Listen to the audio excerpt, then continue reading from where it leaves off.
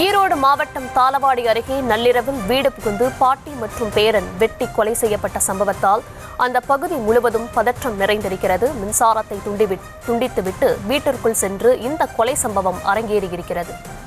விவரங்களுடன் இணைகிறார் செய்தியாளர் முருகானந்தம். வணக்கம். கொலையாளிகளை பிடிக்க போலீசார் என்னென்ன நடவடிக்கைகளை தற்போது வரை எடுத்திருக்காங்க, விவரங்களை வழங்கலாம். வணக்கம் தர்ஷினி. ஈரோடு மாவட்டம் தாளவாடி அடுத்த தொட்டக்காஜனூர் கிராமத்தை சேர்ந்தவர் மாதப்பா, அவரது மனைவி தொட்டம்மா இருவரும் விவசாய கூலி வேலை செய்து வருகின்றனர்.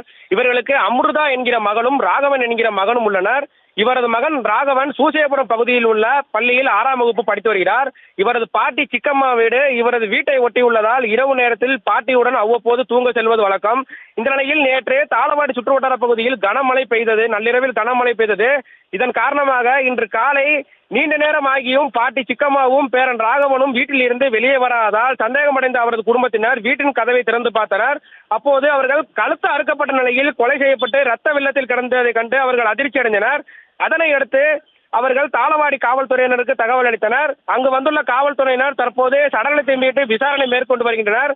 நேற்று நள்ளிரவு மழை பெய்யும் சமயத்தை பயன்படுத்தி கொலையாளிகள் வீடு புகுந்து திருடுவதற்காக கொலை செய்தார்களா அல்லது குடும்ப முன்பகை காரணமாக வேறு யாரும் கொலை செய்துள்ளார்கள் நோக்கத்தில் தாளவாடி காவல்துறையினர் விசாரணை மேற்கொண்டு வருகின்றனர். மேலும் அங்கு கைரேகையை பதிவு செய்து அடுத்த கட்ட விசாரணையை தொடங்கி வருகின்றனர்.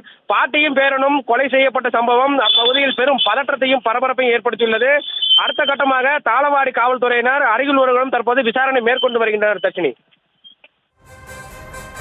விவரங்களுக்கு நன்றி முருகானந்தம்.